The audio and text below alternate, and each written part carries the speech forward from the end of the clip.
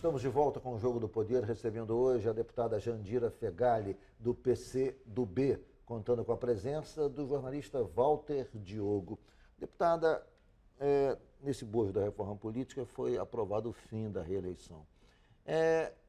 Essa votação do fim da reeleição, na sua avaliação, foi decorrência de uma análise consciente, crítica, racional, de que o Instituto da Reeleição tem sido prejudicial à política brasileira, ou foi uma análise passional, tomada pela situação circunstancial? Estamos há quase 16 anos sob um governo do PT e há um clima na sociedade anti-PT, anti-presidente Dilma, Eu acho que teve as e duas isso coisas. contaminou o processo e deturpou o resultado. Eu acho que teve as duas coisas. Nós, por exemplo, sempre fomos contra a reeleição. Nós votamos contra a criação da reeleição. Quem criou a reeleição foi o governo do PSDB. E quando passou a reeleição, e à época, pagando deputados, todo mundo lembra da denúncia do pagamento de R$200 mil para deputados, para passar a reeleição, que o Fernando Henrique queria se perpetuar no governo. Nós propusemos, quando passou, nós propusemos que pelo menos incompatibilizasse do cargo. E nem isso nós conseguimos. Passou a reeleição com a presença no cargo. E isso está até hoje. Então, na hora de votar de novo a reeleição, nós fomos coerentes com a nossa posição histórica. Nós e outros foram coerentes com a posição histórica. Mas eu acho que uma parcela foi contaminação mesmo do momento político. E acabou dando 308 e acabou a reeleição. Só teve 19 votos contra a reeleição. O próprio PT votou contra a reeleição. Todo mundo votou contra. Todo mundo votou contra. E no Senado já deu demonstração de que também vai nesse votar. sentido. Agora o que está em pauta é se aumenta ou não o mandato. Para 5 anos. Se fica 4 ou 5. Diante disso, do fim da reeleição, um mandato de 5 anos seja conveniente? É a probabilidade maior de passar. Agora, tem um problema. Se você eleva só para o executivo, é uma eleição solteira. Então, a proposta do relator, que está no relatório dele, é de 4. Mas se for para 5, talvez tenha que esticar tudo para 5. Inclusive mandato de deputado, e aí é complicado. Eu acho que isso é ruim. E os senadores passam para 10? O senador ou reduz para 5 ou vai para 10. Aí vai virar um escândalo.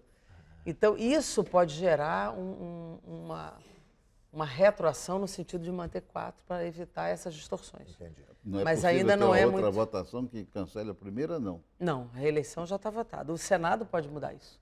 Mas a reeleição já está votada, não pode votar. Outro tema. O deputado Eduardo Cunha, nessa semana, lançou no seu Twitter uma notícia de que vai colocar em votação ainda esse mês a redução da maioridade penal. Ou seja, um tema absolutamente controverso, sobre o qual há opiniões divergentes, conflitantes, ele vai colocar em votação rapidamente. O senhor não acha que falta um pouco de debate sobre esse tema na sociedade, para que haja o mínimo de entendimento a respeito dele? Primeiro que o presidente da Câmara, ele é muito inteligente, Então, na hora que ele coloca em pauta a maioridade, ele tira do foco a reforma política, do foco do debate público. Todo mundo começa a debater a maioridade e deixa de debater o que aconteceu lá. Então, ele colocou em pauta rapidamente um outro tempo para desfocar o problema existente lá do financiamento empresarial antes do segundo turno da votação.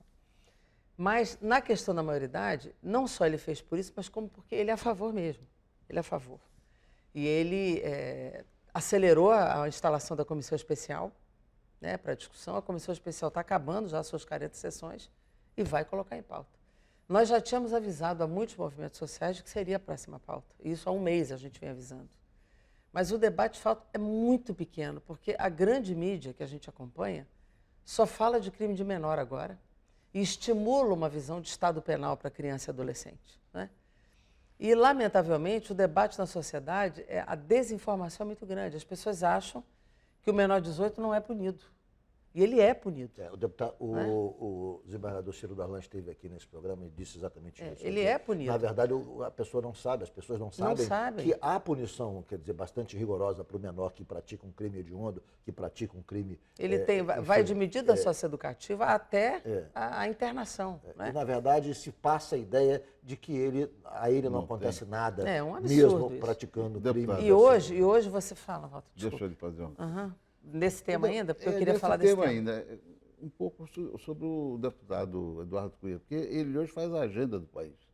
Exatamente. Ele muda as coisas, troca, bota de votação novamente, e derrota o pessoal, embora ele já tenha perdido, derrota todo mundo de novo. Eu não sei como é que a senhora vê isso.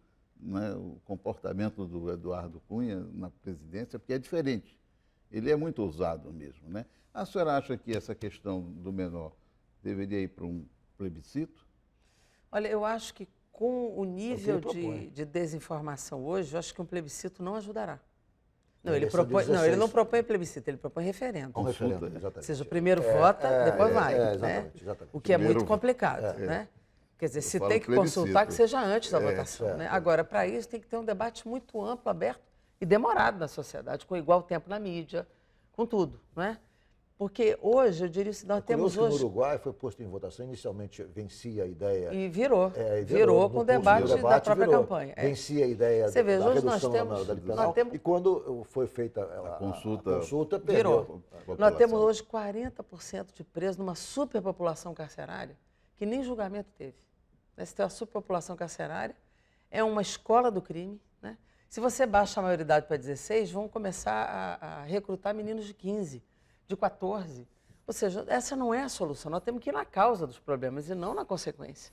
Então, é o que eu digo, nós queremos mais pipa e menos trabalho infantil e queremos mais escola e menos cadeia. Não é? Essa é a questão que a gente está vivendo hoje. Quer dizer, não é botar criança na cadeia que nós vamos resolver o Mas problema. você acha que o mundo tem que ter inteiro está plebiscito? revertendo a maioridade, voltando para 18, Voltando para 18 anos. porque não teve qualquer consequência. Hoje não chega a 0,5% homicídio na mão de menor, como não chega a 1% crimes na mão de menor. Então não tem razão para a solução constitucional ser dar cadeia para esses meninos. Está errado. Eu sou solidária com as famílias que tiveram vítimas de menor, a gente entende que o nível de indignação é grande, mas isso não é solução, nunca foi. Redução, de fato, não é solução. Como é que deve ser a consulta, então? Eu acho que nós temos que derrotar isso no Congresso. Derrotar logo na primeira Tem que votação. derrotar. E se tiver que fazer alguma coisa, que se faça uma ampla campanha e que tenha um plebiscito e não um referendo.